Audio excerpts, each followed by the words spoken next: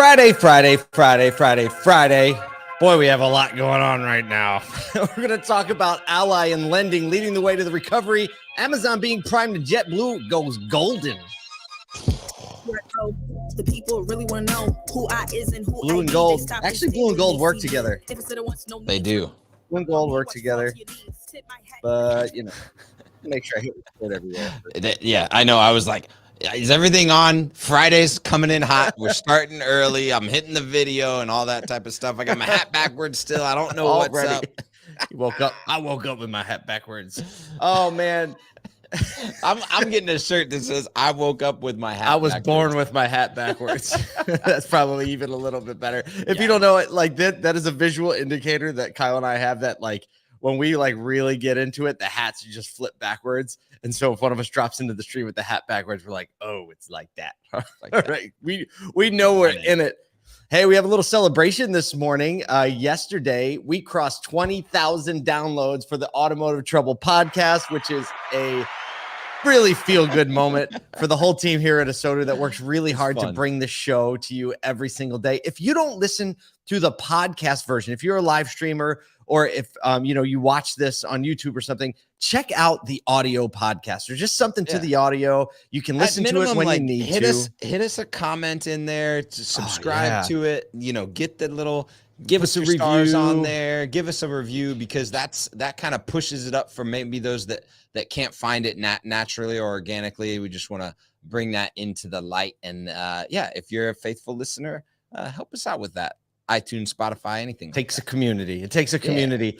We're also super excited to say the new podcast, Auto Collabs, which is longer form, deeper conversations with Kyle, myself, and the one and only Michael Cirillo hosting. The first episode 1 is live. We recorded it this week with New York Times bestseller and chairman of the St. Louis Federal Reserve, apparently, Jim McKelvey, author of The Innovation Stack. So go check it out. Auto Collabs, COLLABS, also a podcast for your listening pleasure. What else we got talking about? Man, we got a lot of speaker and session announcements coming for ASOTUCon, and that is just ramping up like to a fever pitch. Sponsorships and all those collab opportunities are just about closed. We're just feel so blessed that the community of innovation industry partners around us just like came like a rushing wave next to us and said, we want to make this happen. And we know it was like outside their budgets and that we came to the party late in the year. But this is really shaping up to be an incredibly, incredibly special time.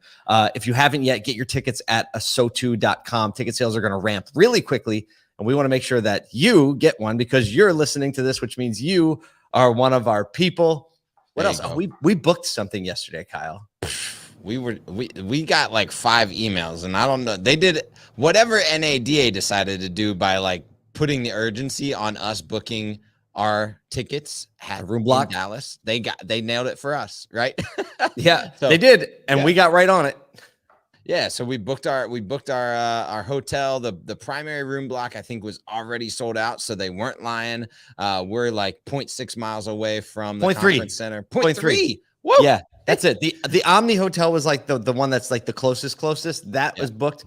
And for our troublemakers out there, we're going to be at the Hyatt Regency. So if you want to be with your fellow troublemakers, book the Hyatt Regency. Let's fill that hotel up with all the troublemakers so that we can run into each other in the lobby and spend a little time jamming. And be good. You can crash whatever content we happen to be making at the moment. You'll find us. Maybe we'll like throw a party there or something. We haven't really dialed that in, but we'll have some fun one way or the other. Yeah, we will. Yeah, we will. But we have a little news to talk about today, and then we got to bounce because we have podcasts on podcasts today, whether being on someone else's or recording our own. A lot of work going on. So let's get into a little bit of news. First up, Ally Financial. We've never done an F&I story. I don't think so. A bank story. Ally Financial. They released a report. It's linked up in the show notes where they're saying, hey, like we expect demand to hold based on the indicators that we're seeing, even through the increased interest rate hikes. CEO Jeffrey Brown says, despite the volatility, the narrative that we've been seeing remains strong, meaning that there's a lot of demand, there's a lot of pent up demand. And even though, some buyers may be pulling back because interest rates are going up or affordability issues, he's like, there are 4 to 5 million buyers that we predict are sidelined right now, that they stepped out of the market and they could easily just step right back in and pick up the slack. It's pretty good news. It's really good news because, and we've been talking about this a little bit, that I think as production comes back in multiple verticals, especially in auto, we're going to see this another surge. We've seen this over the last 2 years. We've seen these like 3 or 4 like high level surges. We get kind of a leveling off of a high point, and then we see another surge. And I think when that 4 to 5 million has the capacity to purchase because of available inventory, boom, you're going to see another hit.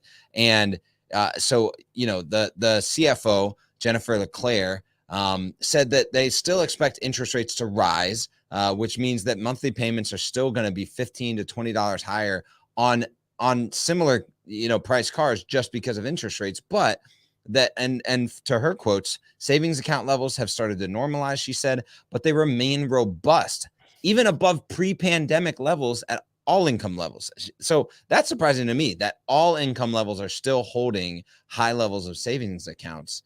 30-day delinquencies rose in the second quarter on auto loans, but remained still below 2019 levels. Right. Didn't we hear like nuts? We heard there was like, I think we even covered it for a minute. They were talking about repos, and they were talking about this increase, and there were some alarm bells going off. I had read several other things that actually debunked that a little bit and saying, well, yeah, they rose. But then when you zoom out a little bit and you look at pre-pandemic, and it really ties into what Jennifer is saying on this, where she's just like actually still below 2019 levels. Well, so, yeah, and things like job report came out, and we're still at some of the best all-time unemployment rates. So from unemployment rates to savings accounts to delinquency rates, we're just seeing a lot of opportunities still in the market. So I think the encouragement here is, pay attention to the news, but don't just believe the hype. Do some research and dig in, because when you start to look at the way these companies are operating and the way that their profits and revenue are being driven, it totally changes your perspective. And so, speaking of large companies whose profits are being driven, stop. Segue. Time. That's a good one. That was a good one. That's a good one. One of the biggest companies in the world, Amazon, has recently said that inflation is not affecting sales for them like some of their larger online competitors. They're just their largest competitors. Their largest competitors, right? AKA Walmart. They're like, really, we're just talking about Walmart.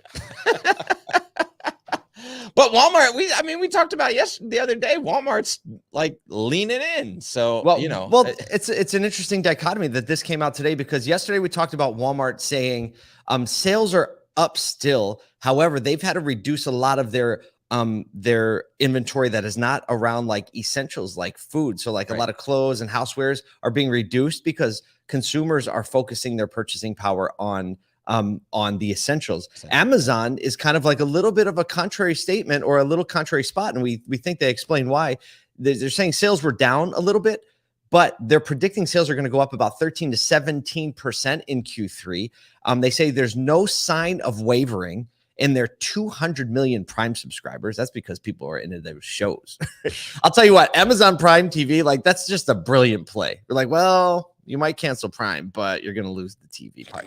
But either way, and so analysts, as they look at the difference between what's happening in Walmart and Amazon, they're saying, well, a lot of this has to do with income level separation. So the lower income level tends to be Walmart's primary shopper, while Amazon tends to hold more of the middle and upper income segments, which really just pushes down the thing we're saying. Affordability issues are affecting everybody separately.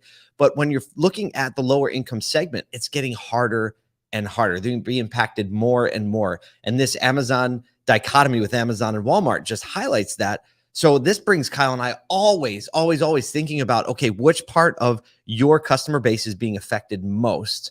Yep. And what can you do to start to ease that pain a little bit? Yeah. What is my customer base? Are they being affected?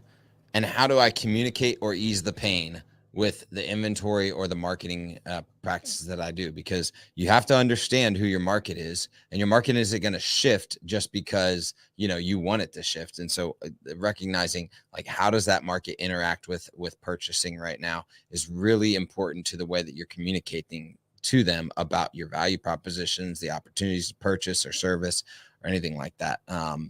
Just recognizing that your community, your audience is an important factor in the way that you go to market. That's great. I wish I could think of a segue right now for this JetBlue story, but I can't. So I'm not gonna. This story is one that has been kind of. You're like, you're really not going to push the button. So I was ready for it. Waiting for it anyway. Segue time. Speaking of segues, Segue time. Brian Ortega's so proud of you right now. I know. So this next story has been really cooking a little bit like a Jerry Springer show in publicly traded companies for the last few months.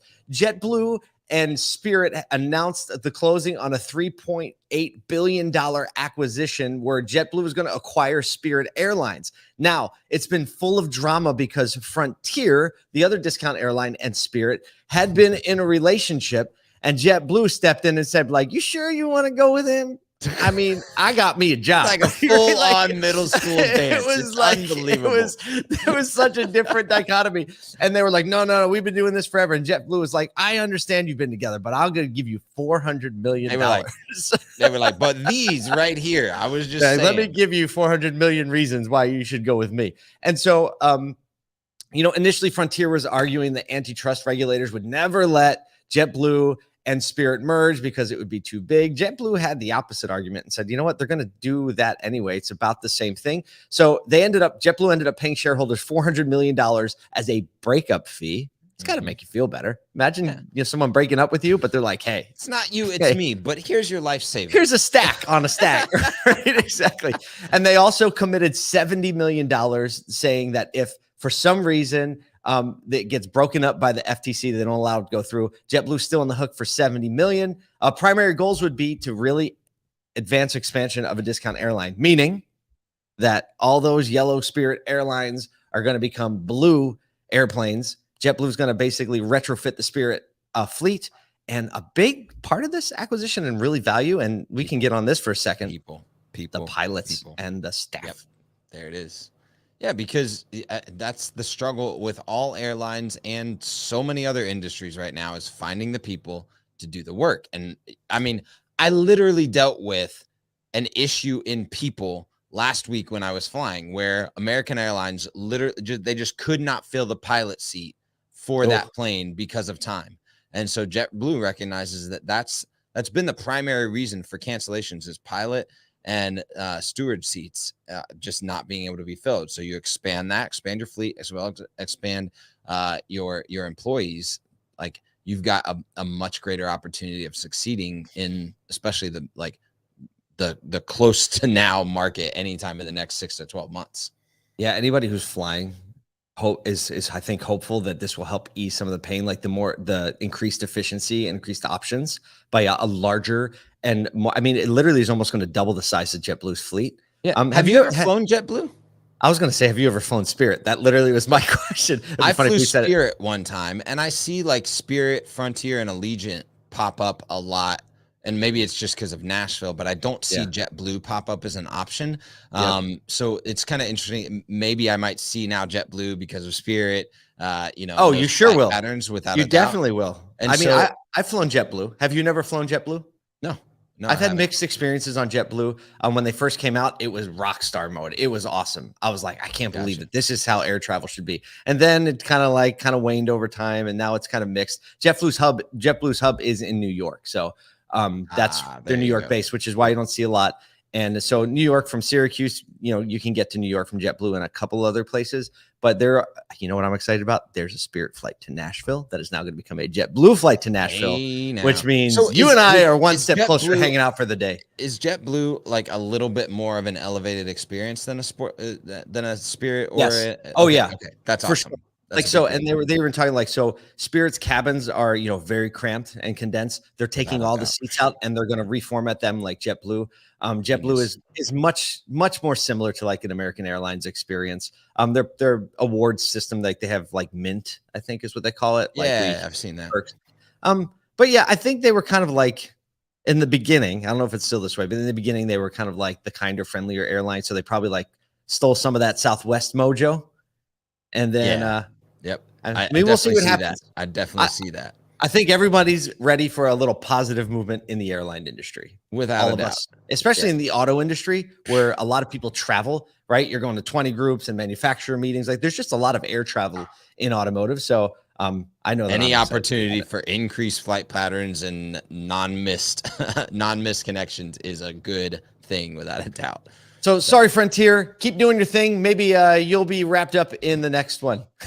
There's always a Legion. That's always a Legion. Oh no, you got him. Well, I mean, we'll just pull this back down. The reality is that finding talent, finding people to do the job, and inventory to do. It's like inventory and talent right now. It doesn't matter what industry you're in. If you have inventory and talent, you're ahead of the game. And so, sourcing inventory for us, that's really pre-owned vehicles right now, because new cars are just kind of whatever the manufacturer has, and finding the right people and making sure that they are cared for and feel great at work, and feel edified and lifted up and encouraged and trained and and held accountable, all of those type of things. That is the winning formula to success in every industry right now. Now, it's always been that way, but this is a crucial time for that, because those are the two primary struggles that you see across industries. This is we have like another minute or two. This is making me think of all the acquisitions that are happening in automotive. And I've seen so many good experiences where a dealer group or a dealer spends time and energy really cultivating their company culture and doing the work to actually be able to communicate that well, like through brand development and internal brand development. And when the acquisition happens, they actually get the store being acquired excited about being part of this new family, right? Because they do a good job of communicating it. And in this time when talent is so hard to get, like how great is it that if you can acquire another store, another group, and then get those people excited about feeling like this is more opportunity for them. That's a winning formula for kind of this consolidating market that we're in. So there you go. So good. Well, there you go. That's Friday episode. Again, if you don't have the podcast, download the podcast from iTunes or Spotify. We're heading into the All Things Used Car room on Clubhouse. We're going to have another amazing discussion. Follow us there. All Things Used Cars on Clubhouse. We'll see you next week.